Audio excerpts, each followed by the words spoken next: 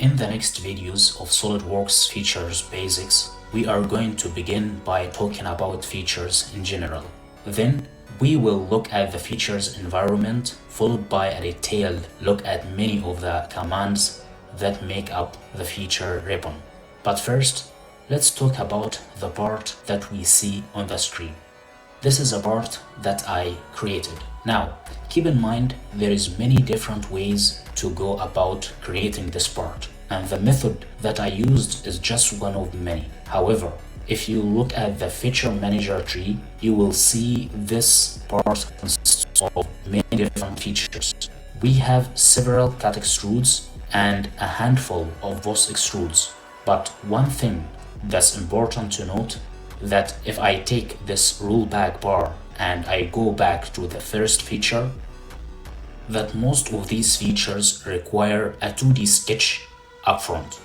So if I edit the sketch and then view normal to it, this is nothing more than a 2D sketch and consists of all of the techniques that we covered in the previous lessons. Now, once we have the 2D sketch created, we can close out of the sketch, go into a SolidWorks feature command, and in this case, it was boss extrude. Apply a depth to the 2D sketch, giving us a 3D model.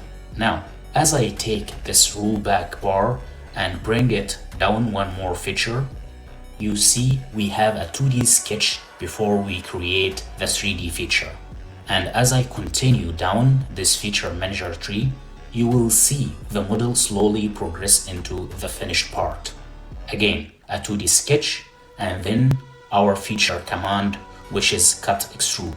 We have a slotted feature next, counter bore, throw hole, couple more hole features, and then we have the tombstone shape that you see here. And then we have another extrusion, another cut extrude, and we finish up with the last cut. So that gives you an idea of how this part was created. I always tell my students to keep their sketches simple and build the part in small steps. As you get more experienced, you can make your sketches more complex, reducing the size of the length of your feature manager tree. So hopefully that gives you an idea of what SolidWorks features are, and now we are ready to move into the next lessons. Thanks for watching.